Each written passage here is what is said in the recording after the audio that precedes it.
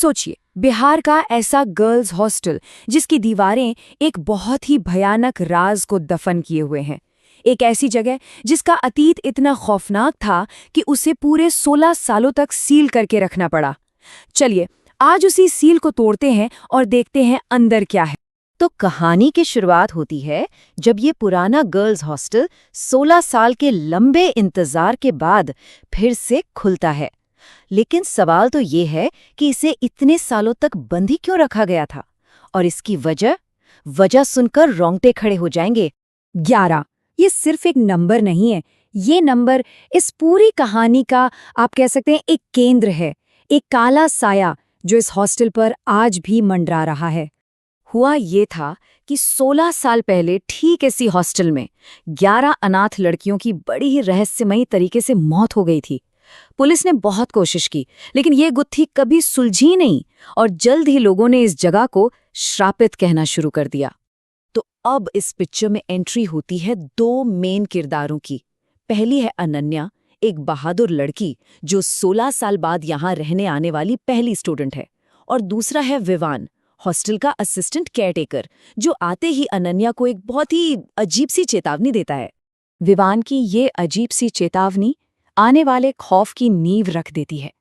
उसकी बातों से ये तो साफ है कि इन दीवारों के अंदर कोई पहले से ही मौजूद है, कोई ऐसी शक्ति जो बिल्कुल नहीं चाहती कि कोई भी यहाँ रहे। और वो शक्ति, खैर, वो ज्यादा इंतजार नहीं करवाती। अनन्या के लिए वो अनजाना खतरा अब एक भयानक हकीकत बनने वाला था। आधी रात का वक्त अनन्या की नींद अचानक से टूट जाती है। उसकी नजर छत पर पड़ती है और जो वो देखती है उससे उसके रोंगटे खड़े हो जाते हैं। छत पर एक भयानक लड़की चिपकी हुई है और उसे खून से भरी आंखों से घूर रही है। और इससे पहले कि अनन्या कुछ समझ पाती, वो बिजली की रफ्तार से सीधे अनन्या के बगल में आ जाती है। वो भूत एक बड़ा ही रहस्यमयी संदेश देता है। वो कहता है कि वो जानता है अनन्या यहाँ क्यों आई है, और फिर वो उसे सच्चाई की तरफ एक इशारा करता है, एक नाम लेकर, पूजा घर। सुबह जब अनन्या की आंख खुलती है, वो बुरी तरह से डरी हुई है। उसके दिमाग में बस एक ही सवाल चल रहा है, क्या वो सब बस एक बुरा सपना था या एक खौफनाक हकीकत। वो जैसे ही शीशे के सामने जाती है, उसकी सांसें रुक जाती हैं। उसकी गर्दन पर किसी के हाथों के गहरे निशान थे। नहीं, वो सपना नहीं था, हमला बिल्कुल असली था, और वो अब बहुत बड़े खतरे में है। अब अनन्या को पता है कि उसकी जान खतरे में है और उसे जवाब चाहिए, और उसका शक सीधा एक ही इंसान पर जाता है, विवान।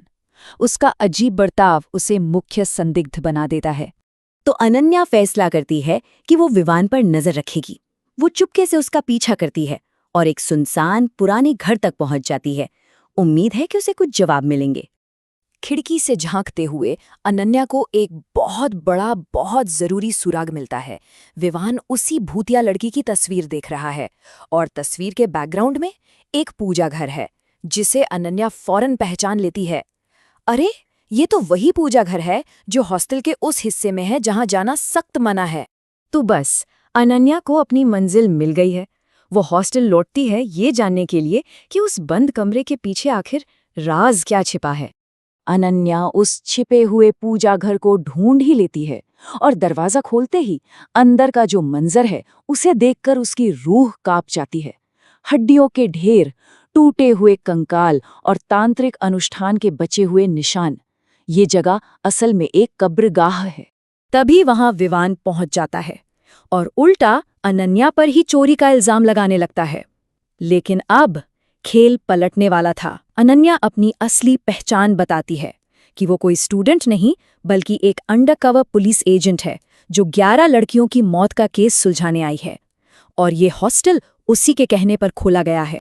और ठीक उसी वक्त वो भूत उनके सामने आ जाता है। इस खौफनाक मंजर को देखकर विवान तो पूरी तरह से टूट जाता है, और फिर वो उगल देता है 16 साल पुराना वो घिनौना सच। दौलत के लालच में उसने 11 मासूम लड़कियों को धोखा दिया और उन्हें मौत के मुंह में धकेल दिया। और अब वक्त आ गया था हिसाब का। हॉस्टल की आत्माएं अब अपना इंसाफ खुद करने वाली थी। तो दोनों गुनहगारों का अंजाम बेहद भयानक होता है। पता चलता है कि तांत्रिक को तो सालों पहले ही उन आत्माओं ने राख बना दिया था।